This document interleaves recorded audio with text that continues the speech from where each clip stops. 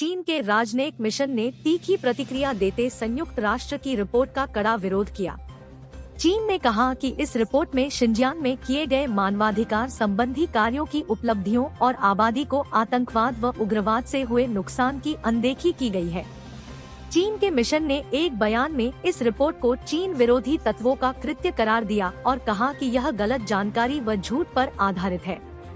Beijing, चीन ने संयुक्त राष्ट्र की उस रिपोर्ट को खारिज कर दिया है, जिसमें कहा गया है कि शिनजियांग में उइगर और अन्य मुस्लिम जातीय समूह के लोगों को सरकार द्वारा जबरन नजरबंद रखना मानवता के खिलाफ अपराध के दायरे में आ सकता है।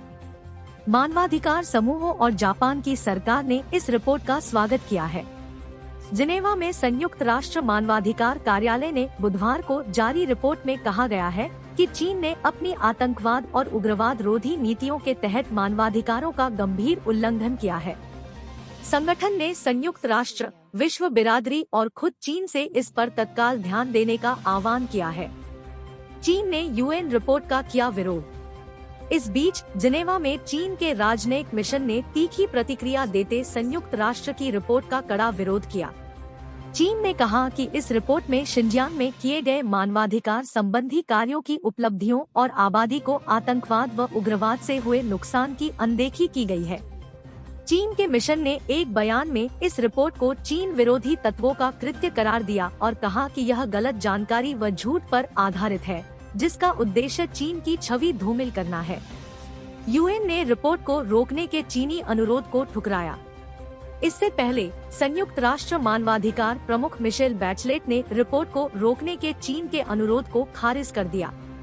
बैचलेट ने मई में शिनजियांग की यात्रा की थी, जिसके बाद यह रिपोर्ट आई है।